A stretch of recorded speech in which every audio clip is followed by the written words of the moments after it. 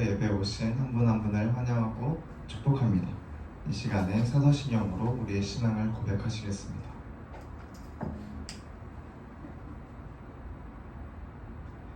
나는 전능하신 아버지 하나님, 천지의 창조주를 믿습니다. 나는 그의 유일하신 아들, 우리 주 예수 그리스도를 믿습니다. 그는 성령으로 잉태되어 동정녀 마리아에게서 나시고 본디오 빌라도에게 고난을 받아 십자가에 못 박혀 죽으시고 장사된 지 사흘 만에 죽은 자 가운데서 다시 살아나셨으며 하늘에 오르시어 전능하신 아버지 하나님 우편에 앉아 계시다가 거기로부터 살아있는 자와 죽은 자를 심판하러 오십니다. 나는 성령을 믿으며 거룩한 공예와 성배의 교제와 죄를 용서받는 것과 몸의 부활과 영생을 믿습니다. 아멘.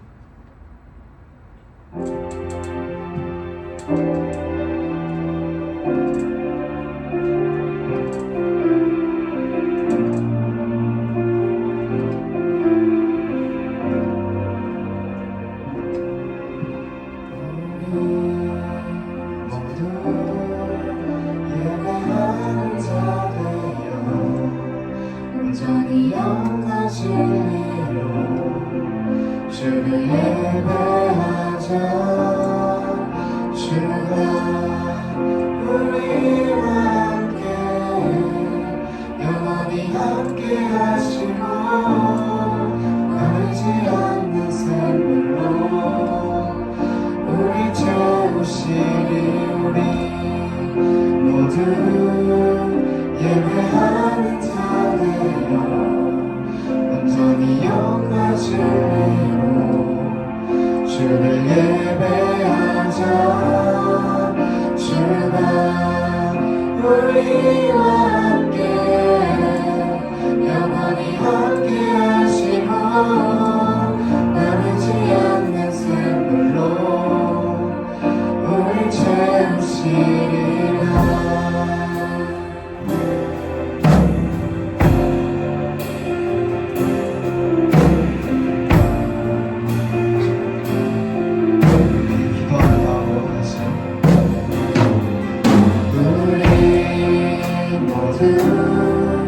예배하는 자 되어 온전히 영과 진리로 주를 예배하자.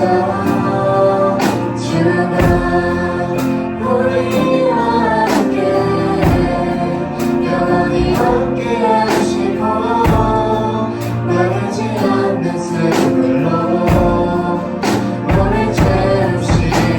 우리 모두 예배하는 자 되어 온전히 영과 진리로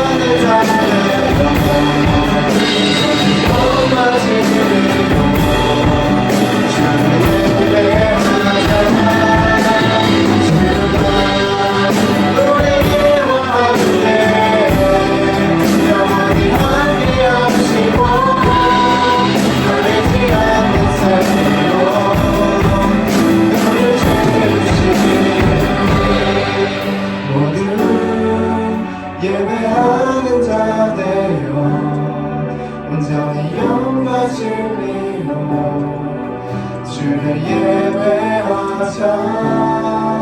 주가 우리와 함께 영원히 함께 하시고 마르지 않는 샘물로 오늘 채우시리라.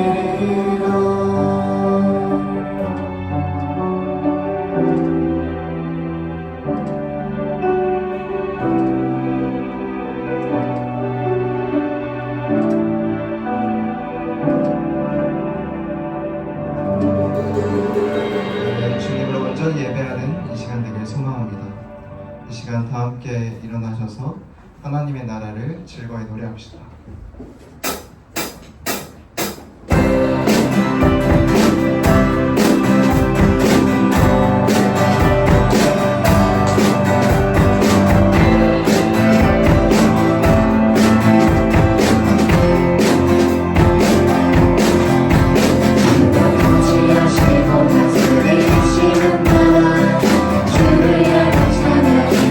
주지 않는 고통과 아픔이 없는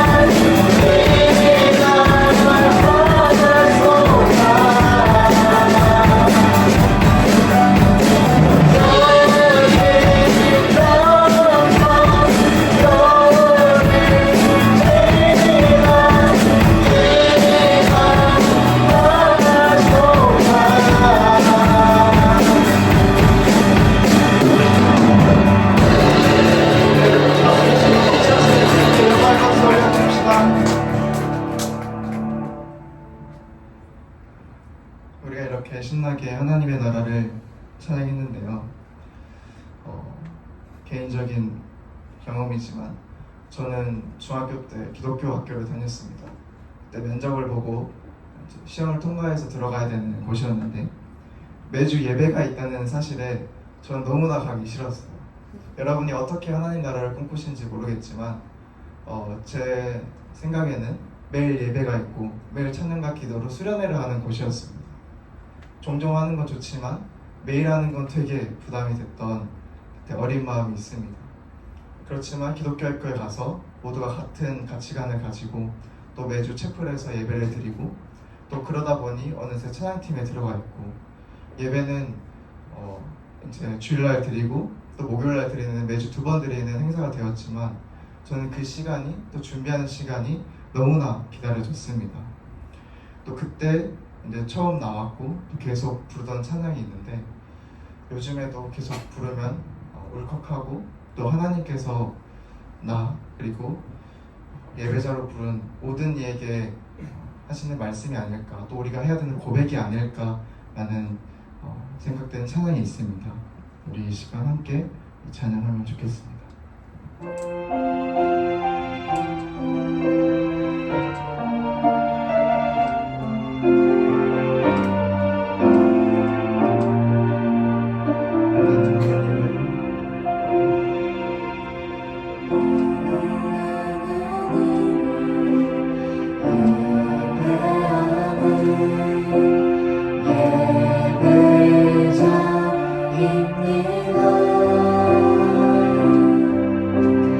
예배자입니다.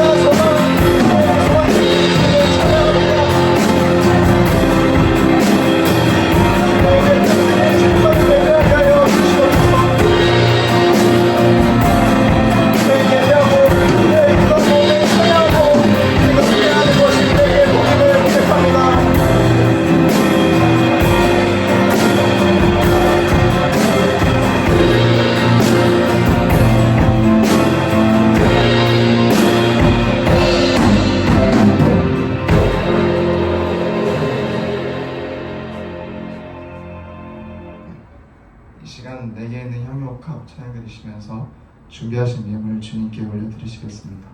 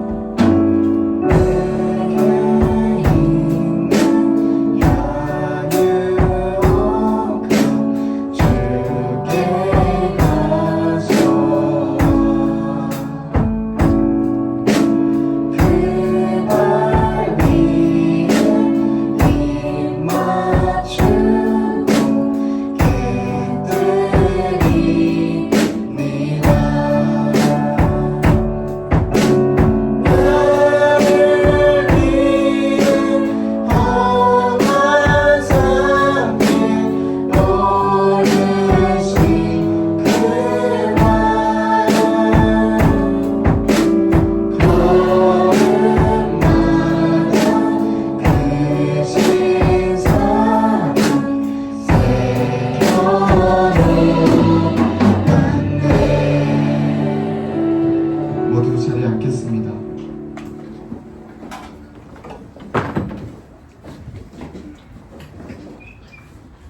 우리 이 시간 다 함께 십계명 낭독하겠습니다. 다 함께 한 목소리로 낭독하겠습니다. 제 1계명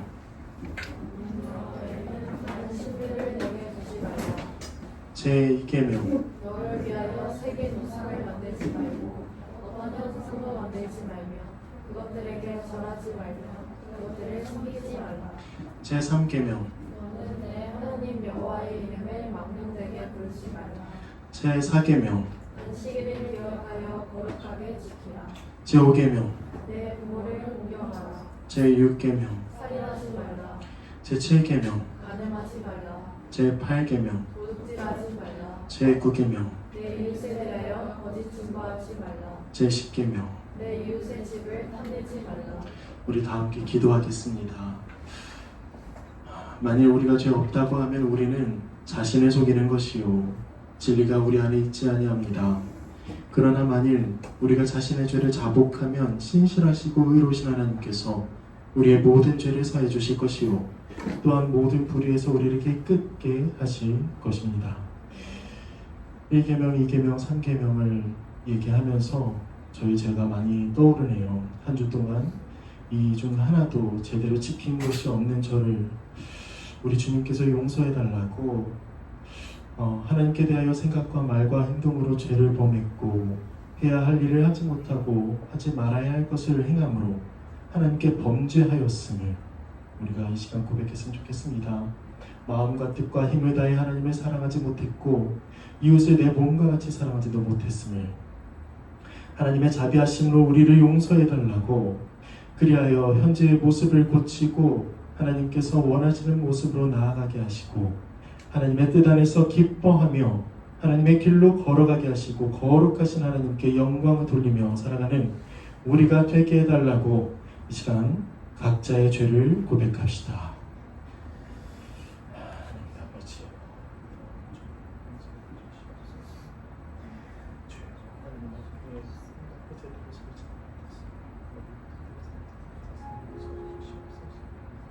주여 말고 더러운 죄를 행하는 것이라.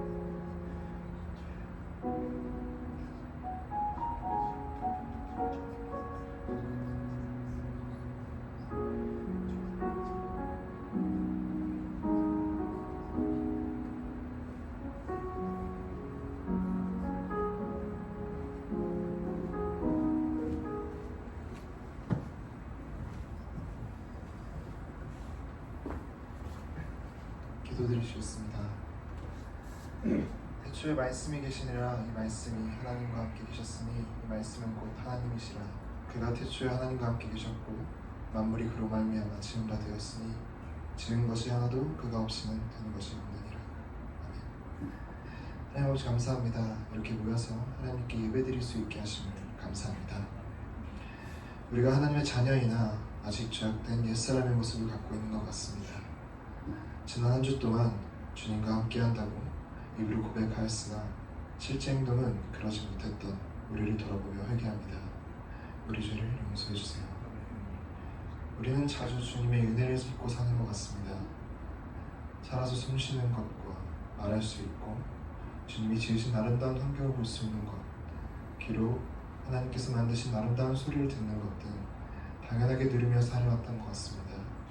이제는 우리가 당연한 것은 없다는 것을 알고 주님께서 우리에게 허락하신 것들을 감사드리며 삶을 살아갈 수 있게 해주세요. 전 세계적으로 러시아 우크라이나 전쟁, 이란 이스라엘 전쟁 등 여러 나라가 전쟁 중에 있고 또 최근에는 미국 LA에서 시위가 확산되어 사람들이 불안이 커지고 있습니다. 이러한 혼란 속에서 하나님만 믿으며 나아갈 수 있게 주님께서 그들의 마음을 지켜주시고 보호해주세요. 또한 청년들을 위해 기도합니다. 청년들이 공부하고 취업을 준비하고 직장을 다님에 있어 세상의 여러 걱정들을 맡고 있습니다. 주님, 우리가 이러한 걱정을 뒤로하고 공중의 새들과 땅의 짐승들도 먹이시는 주님을 온전히 신뢰하며 우리 인생의 운전대를 주님께 온전히 맡기는 우리 청년들이 될 수 있도록 도와주세요. 아멘. 예배를 위해 힘쓰는 찬양팀과 방송부팀 그리고 전도사님에게 하나님의 은혜를 더해 주셔서 모두가 하나님만 바라는 예배를 드릴 수 있게 도와주세요. 이 모든 기도 주님께 감사드리며 이전에도 사랑하셨고 지금도 사랑하시고 앞으로도 우리를 사랑해 주시는 예수 그리스도의 이름으로 기도드렸습니다.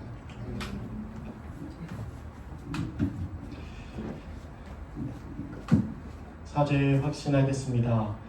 여기 기쁜 소식이 있습니다. 우리가 아직 죄인 되었을 때에 주님께서 우리를 위해 죽으심으로 우리를 향한 하나님의 사랑을 확증하셨습니다. 예수 그리스도의 이름으로 우리는 용서함을 받았습니다. 아멘. 아멘. 할렐루야. 아멘. 우리 이 시간에는 용서함 받은 그리고 그리스도 안에서 한 몸된 우리가 다 함께 인사를 나누겠습니다. 각자 찾아가셔서 안부를 묻고 기쁘게 진심으로 인사를 함께 나누겠습니다. 성도 인사 나누시죠. 자, 일어나겠습니다.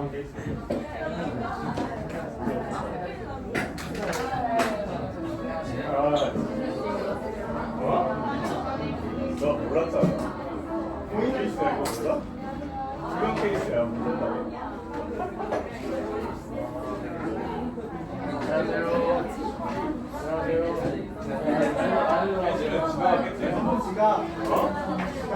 이분 지갑이야. 그래서 이때까지 일찍 오고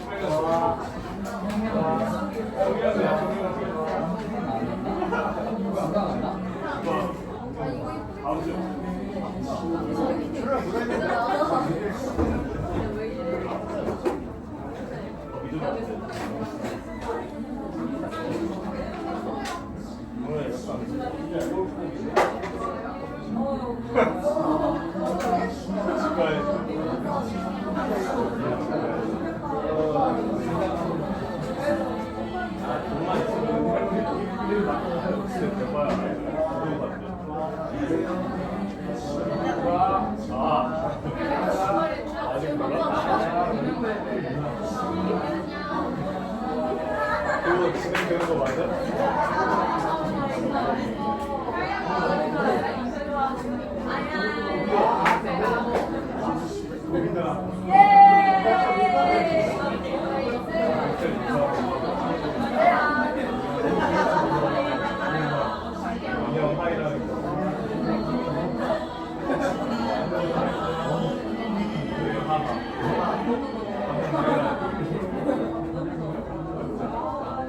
천하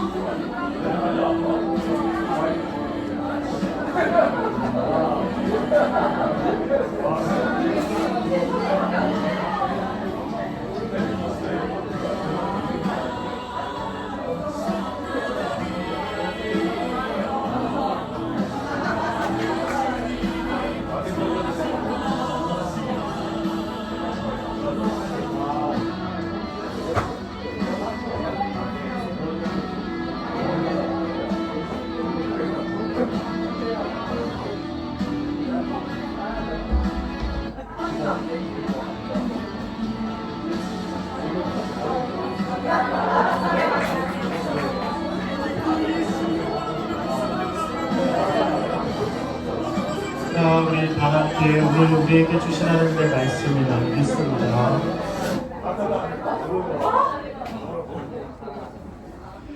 오늘 우리에게 주신 하나님의 말씀은 골로새서 3장 12에서 17입니다.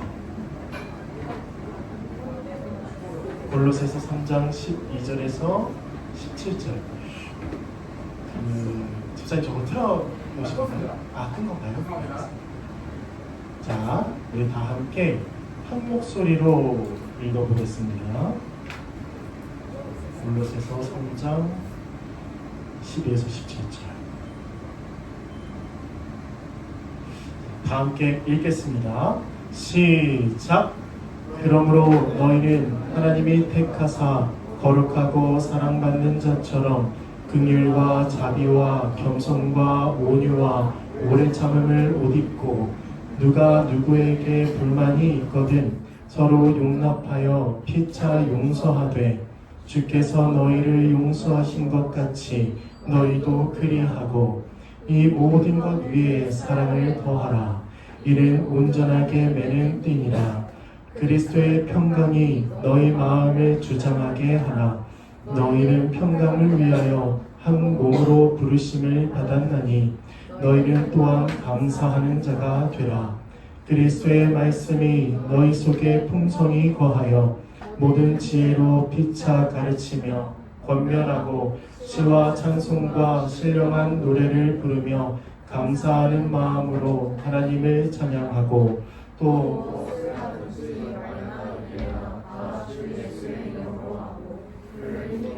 하나님 감사하라. 아멘. 예, 예수님의 이름으로 이 예배 가운데 오신 모든 분들을 진심으로 환영합니다. 오늘 우리에게 주신 하나님의 말씀이 골로새서 3장 12에서 17절인데요. 이 말씀을 통해서 우리가 어떻게 사랑할 수 있는지에 대한 사랑의 원리에 대해서 좀 알아보기를 원합니다. 그래서 설교 제목은 교회의 사랑의 원리 혹은 신자의 사랑의 원리 혹은 우리의 사랑의 원리도 될 수 있겠죠. 한번 알아보도록 하겠습니다. 먼저는 우리가 약 2주간 교회 안에 복음과 적대적인 일들이 무엇인지를 두 가지를 좀 알아보았습니다. 첫 번째는 율법을 혹은 우리의 행위로 하나님께 구원을 받으려고 하는 율법주의에 대해서 좀 다뤘죠. 우리는 율법을 지킬 수도 없는 자고 또 다른 사람을 내 몸과 같이 사랑할 수도 없는 자입니다. 그래서 예수 그리스도께서 십자가에서 죽으셨는데도 우리의 행위로 우리의 어떠한 공로로 하나님께 제시해서 우리가 구원을 얻으려고 하는 게 바로 율법의 행위라고 말씀드렸죠. 그 극단에 있는 것이 반대에 있는 것이 바로 방종주의입니다. 혹은 율법 폐기주의 또 반율법주의라고도 합니다. 이것은 뭐냐면 율법으로 구원을 받을 수 없으니까 오직 믿음으로 구원받으니까 나는 사랑하지 않아도 괜찮아. 나는 하나님의 뜻대로 살아가지 않아도 괜찮아. 왜? 하나님이 다 은혜 주셨다며 내가 하는 게 아니라며 라고 하면서 그냥 자기 마음대로 행동하고 또 무시하고 하나님이 계명을 분명히 주셨는데도 그를 행하지 않는 것, 이것이 방종주의죠. 율법주의와 방종주의가 이 교회를 병들게 하고 또 서로 정죄하고 다투고 분열이 일어납니다. 그런데 우리가 이제 제가 마지막쯤에 뭐라고 했냐면 그러면 방종주의와 율법주의 균형을 맞추는 걸까요? 우리가 이렇게 어느 시소처럼 율법주의 갔다가 또 너무 간 것 같으면 방종주의 갔다가 또 율법주의 갔다 이러면서 균형을 맞추는 걸까요? 아닙니다. 우리는 복음으로 돌아가고 우리 주 예수 그리스도를 믿는 그 믿음으로 돌아가야 된다 이렇게 말씀을 드렸어요. 믿는 자는 반드시 사랑하기 때문입니다. 이에 대해서 좀 나눠보았는데요. 그러면 오늘은 무엇을 좀 나눌 거냐면 하나님의 말씀에 교회가 어떻게 사랑해야 하는지에 대해서 좀 나눠보도록 하겠습니다. 그러니까 믿는 자는 반드시 사랑한다잖아요. 그럼 교회는 어떻게 사랑할까요? 또 깜짝. 똥파리가 들어왔네요. 절 너무 사랑해서 얘가. 네, 아유, 그 어떻게 사랑해야 될까요? 미안해요. 방해를 했어. 네. 어떻게 사랑해야 될까요? 그리고 무엇으로 사랑해야 할까요? 이 두 가지가 여러분 잘 들으시기를 바랍니다. 오늘 설교를 정말 잘 들으셔야 진짜 그 교회의 사랑의 원리, 교회가 어떻게 사랑해야 되는지 분명히 알 수 있습니다. 아주 중요한 주제를 들고 왔으니 여러분들 늘 하던 것처럼 잘 집중해서 들어주세요. 자, 한번 말씀을 좀 따라가 보도록 하겠습니다. 먼저는 우리 12절을 한번 각자 보시죠. 12절에 이렇게 말씀합니다. 골로새서의 저자는 바울이죠. 바울은 이렇게 얘기해요. 긍휼과 자비와 겸손과 온유와 오래 참음을 옷 입고, 신자는 긍휼과 자비, 겸손, 온유, 오래 참음을 옷 입어야 한다고 말을 합니다. 교회는 이래야 된다고 말하는 거예요. 긍휼이 뭐죠? 긍휼, 우리가 흔히 알고 있는 대로 불쌍히 여기는 것입니다. 아주 뜨거운 깊은 연민을 가지고 우리 지체들을 바라볼 때에 진짜 불쌍하게 여기는 거, 이것이 바로 긍휼입니다. 왜요? 왜 불쌍하게 여겨야 되죠? 하나님으로부터 원래 진노를 받고 형벌을 받아야 했던 자였기 때문에, 그리고 지금도 우리가 이 땅 가운데 살아가면서 아직은 하나님 나라가 완성되지 않았기에 이 세상에서 살아가는 우리가 사실 그리스도로 말미암아 기뻐하지만 그럼에도 불구하고 늘 힘겹잖아요. 그리스도처럼 살아가기를, 하나님의 계명을 지키며 살아가기를 힘드니까, 그리고 죄인이니까 우리는 서로를 볼 때에 불쌍히 여겨야 합니다. 이거는 좀 다른 얘기인데 연인 간에도 마찬가지예요. 여러분, 연인 간에도 서로 불쌍히 여겨야 됩니다. 그리고 또 긍휼과 자비와, 자비는 뭐죠? 동정하면서 또 불쌍하게 여기는 이런 긍휼과 비슷한 의미를 가지고 있습니다. 그리고 관용을 베푸는 거예요. 우리 서로 지체들에게 관용을 베푸는 것, 정말 넓은 마음으로 그를 용서하는 것이 바로 자비죠. 그리고 겸손해야 합니다. 마음이 온화하고 또 다른 사람보다 내가 더 낫다고 생각하는 거 있잖아요. 우리는 왜 싸울까요? 우리는 왜 다른 사람들을 욕하고 또 그의 어려운 점, 연약한 점을 덮어주지 못할까요? 내가 그 사람보다 낫다고 생각하기 때문이죠. 물론 다양한 이유가 있겠지만 그 마음 또한 있다는 겁니다. 그런데 바울은 이렇게 얘기합니다. 겸손하라. 겸손함으로 옷 입어라. 마음이 온화하고 또 다른 사람보다 아니라 다 낫게 생각하는 것. 바울을 한번 생각해 보십시오. 바울은 자신이 괴수 중에 괴수라고 그렇게 고백했습니다. 죄인 중에 죄인이요 괴수 중에 괴수다. 왜? 그리스도를, 이제 사실 바울이 못 박은 건 아니지만 자신의 죄로 그리스도가 십자가 못 박혀 죽었기 때문에 그 정도로 바울은 굉장히 자신을 겸손하게 생각했습니다. 바울만 그런가요? 예수님은요. 예수님이 이 땅 가운데 온 것 자체가 겸손함의 끝판왕 아닙니까? 하나님이신데 인간의 몸으로 오신 것이 바로 겸손함을 보여주신 예수 그리스도의 모습입니다.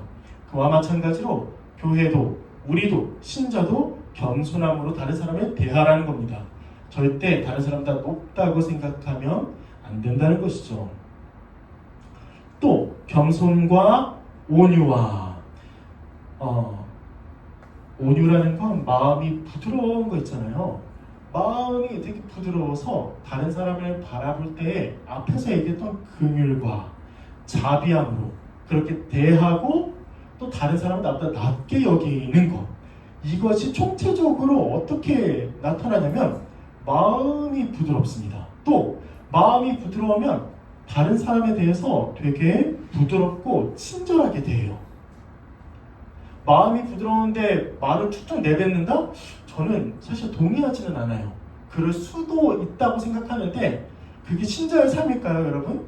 행동이 부드럽지 않고 거칠고 이런데 그게 어떻게 마음이 부드러운 사람이라고 할 수 있습니까? 아니요. 성령님께서는 우리의 마음을 변화시켜 주시는데 겉은 변화시키지 못하는 그런 능력 없는 분이 아니라 우리의 마음과 행동까지도 다 변화시키는 분이시기 때문에 교회는 성령으로 변화되었다면 마음이 부드럽고 다른 사람을 온전하게 친절하게 대해야 하는 것입니다. 그리고 오래 참음으로 옷 입어야 합니다. 오래 참음이라는 건 더디 노함이라는 뜻도 있어요. 다른 사람에 대해서, 지체들에 대해서 화내기를, 노하기를 더디하는 것. 그래서 계속 참는 것, 끝까지 견디는 것. 이것이 다른 사람에 대한 오래 참음을 의미합니다. 어디서 많이 봤죠? 겸손하니 오래 참음. 맞습니다. 여러분들이 생각한 대로 에베소서에 나오는 이 말씀이죠. 에베소서 4장부터 나오는 겸손, 온유, 오래 참음, 사랑 가운데서 용납. 이것이 바울이 에베소서를 쓴 것처럼 골로새서에서도 똑같이 지체들에 대해서 그렇게 대하라고 권면하고 있는 것이죠. 그래서 마지막에는 옷 입어라, 옷 입고 이렇게 말을 합니다. 옷 입는 게 무슨 뜻일까요? 바울은 우리가 새로운 사람이 되었다는 걸 옷 입었다고 표현합니다. 그러니까 다시 말하면 예수 그리스도를 믿고 그리스도 안에서 우리의 옛사람이 죽고, 아까 우리 하늘 형제가 기도했죠. 옛사람이 죽고 새로운 사람으로 다시 태어나잖아요. 이걸 중생이라고 얘기합니다. 그 중생한 자는 새로운 사람을 옷 입었다, 뭔가를 입었다, 이렇게 본다는 거예요. 왜? 옷은 그 사람의 신분을 나타내기 때문입니다. 그래서 우리가 이런 긍휼, 자비, 겸손, 온유, 오래 참 이런 것들을 옷 입는 것, 이것이 새 사람이 입어야 할 옷이고, 그렇게 옷 입어서 다른 사람에 대해서 이처럼 사랑하며 살아가라고 바울은 얘기하고 있는 것이죠.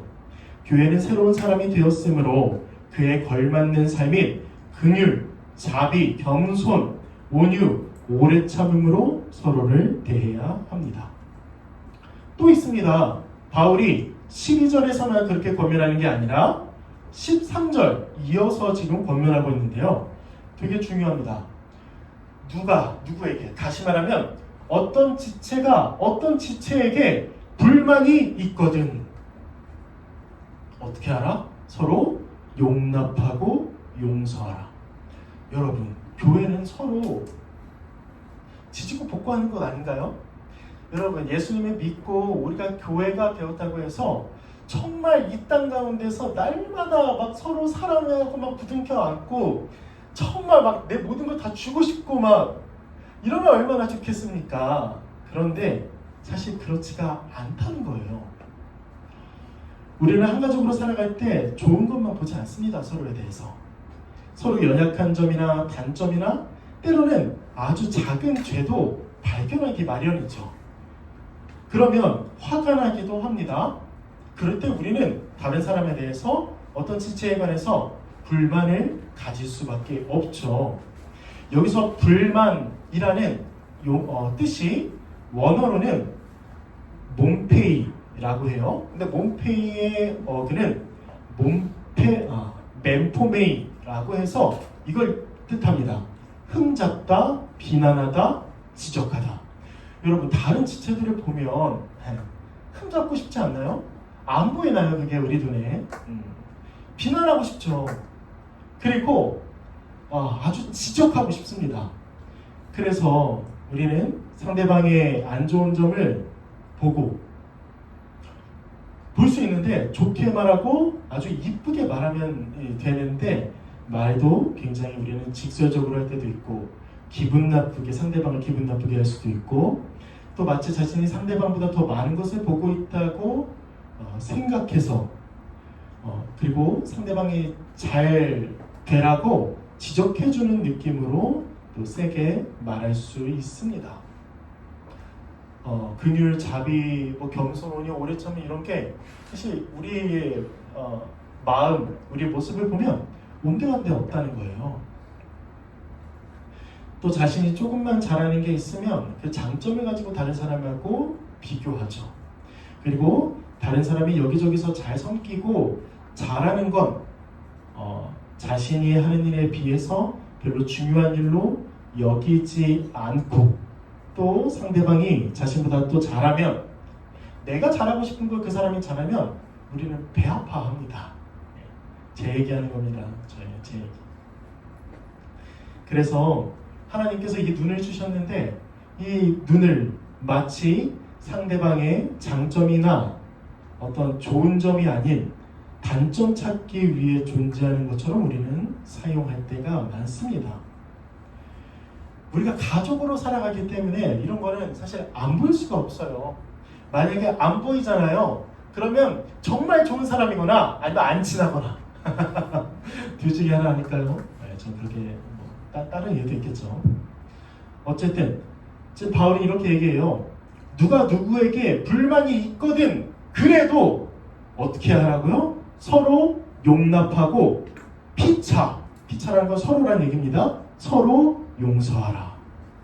용서해야 됩니다. 용납하고 용서해야 된다는 겁니다. 용납이 뭐죠? 상대방을 있는 그대로 받아들이고 그 사람의 짐까지 함께 져주는 걸 얘기합니다. 상대방을 전적으로 수용하는 상태, 그것이 바로 용납이에요. 다른 사람이 연약한 점도 있고 또 때로는 단점도 있고 또 때로는 아주 자그마한 죄를 지었을지라도 우리는 그 사람 자체를 그냥 받아주는 거. 딱 벽 치고 나 저 사람이랑 안 친할래 라고 말하는 게 아니라 벽을 허문 예수 그리스도를 믿음으로 그 사람을 받아주고 사랑하는 것, 이것이 바로 용납이죠. 또 바울은 서로 용납할 뿐만 아니라 용서하라고 말하고 있습니다. 용서는 상대방의 허물이나 과실에 눈 감아주거나 혹은 그 책임을 면제해주거나 관계를 회복시켜주는 것을 말합니다. 이걸 누가 하셨죠? 하나님이 우리를 용서하셨어요. 그렇기 때문에 우리는 다른 사람을 용서합니다.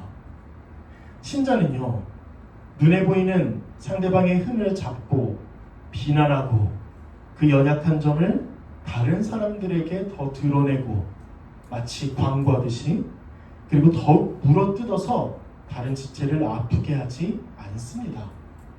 오히려 받아주고 수용하고 때로는 넘어가고 또 그 사람의 연약한 점, 또 약점들을 오히려 도와주죠. 그렇게 서로 사랑합니다. 바울은 지금 이 13절에 두 번이나 반복하면서 서로 사랑하라, 서로 용납하라고 말하고 있습니다. 그러니까 용납하고 용서하는 일이 어떤 한 부류, 어떤 한쪽만 하는 게 아니라 우리가 다 함께 서로 용납하고 서로 용서하기를 힘써야 된다는 것이죠. 그래서 신자는 이렇게 서로 사랑하며 살아갑니다. 오해하지 않았으면 좋겠어요. 이건 권면과 달라요, 여러분. 우리는 서로 지체의 죄를 보면 권면해야 되죠. 그 사람이 죄로 인해서 타락하지 않도록, 하나님을 떠나지 않도록 그 사람을 권면하여 붙잡아야 합니다.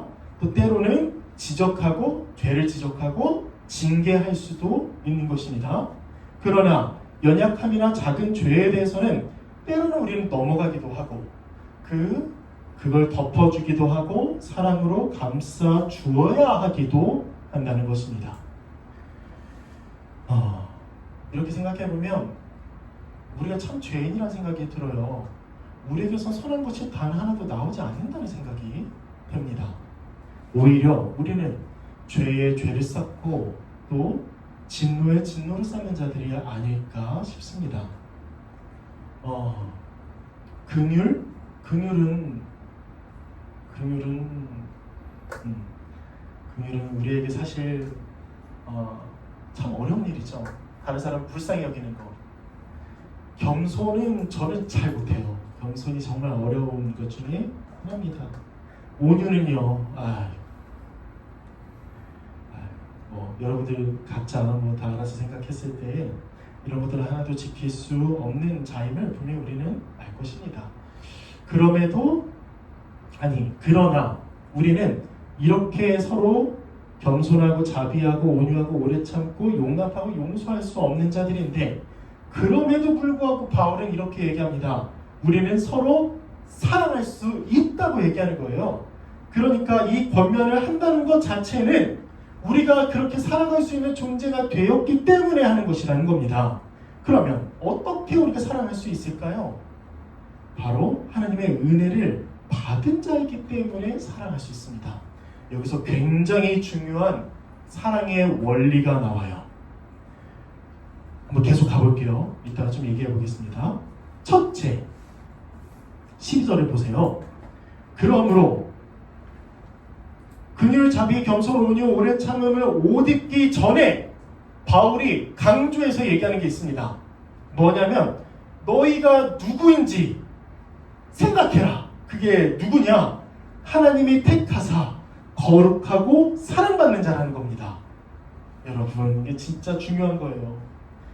우리는 택하심을 받을 만한 자들이 아닌 죄인이었죠. 이미 우리는 사랑할 수 있는 본성도 망가지고 사랑할 만한 능력도 없고 우리의 지정의 모두가 다 자신을 위해서 사용하는 자들이었습니다. 그래서 하나님 앞에 완전한 죄인이었기 때문에 우리는 그 구원받을 만한 능력도 우리의 의, 공로, 자격, 조건이 하나님으로부터 구원받을 만한 그런 수준이 아니었다는 거예요. 로마서 5장 8절에 이렇게 말씀합니다. 우리가 아직 죄인 되었을 때에 우리는 죄인이었어요. 그런데 하나님께서 그 지옥에 처박혀야 하는 그런 구원받을 만한 자격이 하나도 없는 우리를 지명해서 택하시고 구원하셨다는 것이죠. 그 영원한 지옥 형벌의 그 문턱에서 한 발짝만 가면 딱 지옥의 불로 딱 떨어지는데 딱 때에 우리를 구원하셨다는 거예요. 지옥의 문턱에서. 그리고 또 우리를 우리를 택하셨을 뿐만 아니라 우리를 거룩하게 하시고 우리를 사랑받는 자로 그리스도 안에서 다시 태어나게 하셨다는 것입니다. 그리스도 안에서 우리는 구원받았습니다. 죄사함을 받았고요. 또 속량이라고 하는 그 노예, 포로를 값을 주고 되사와서 해방시켜주는 거 있잖아요. 그게 예수 그리스도께서 우리를 위해서 하셨다는 것입니다. 그뿐만 아니라 우리는 구원받은 자일 뿐만 아니라 말씀은 우리가 거룩한 자라고 지금 얘기하고 있습니다. 우리가 다른 사람을 내 몸과 같이 사랑할 수 있는 자로 하나님께서 구원하셨다는 거예요. 우리의 구원의 존재, 그 존재는 바로 거룩한 자고 다른 사람을 거룩하게 사랑할 수 있다는 것입니다. 그리고 또 13절 한번 보세요. 불만이 있거든 서로 용납하여 피차 용서하되 라고 하면서 그 뒤에 뭐라고 하죠? 주께서 너희를 용서하신 것 같이 너희도 그리하라. 우리 같은 용서받을 수 없는 죄인들도 하나님이 아무런 각 없이 구원하셨습니다. 여러분, 여기에 우리가 교회가 신자가 사랑할 수 있는 원리가 너무나도 밝게 드러났어요. 그리고 또한 이것은 성경 전체의 줄거리와도 같습니다. 그게 뭐냐면 우리가 다른 사람을 내 몸과 같이 사랑하기 전에 생각해야 된다는 거예요. 우리가 하나님께 어떤 은혜를 받았는지. 하나님이 우리를 택하셨습니다. 우리를 거룩하게 하셨고 우리를 용서하셨습니다. 우리를 사랑하셨다는 거예요. 그 은혜가 우리를 완전히 변화시키셨고 그리스도 안에서 완전히 하나님의 자녀가 되었고 뿐만 아니라 다른 사람이 내 몸과 같이 살아갈 수 있는 존재로 완전 변화시켰다는 거예요. 그게 바로 우리라는 겁니다. 교회, 교회라는 뜻은 성도로 표현하기도 합니다. 그런데 성도는 뭐죠? 거룩한 무리라는 뜻입니다. 교회를 거룩하게 살아가기를 애써야 하죠. 그런데 우리가 마치 거룩하지 않은 자인데 거룩하게 살아가려고 애쓰는 게 아니라 성경은 분명하게 말씀하고 있다는 겁니다. 이미 우리가 거룩한 자라는 걸. 이미 우리는 그리스도 안에서 거룩한 자로 그 존재로 다시 태어났다는 걸 하나님은 말씀하고 계신다는 겁니다.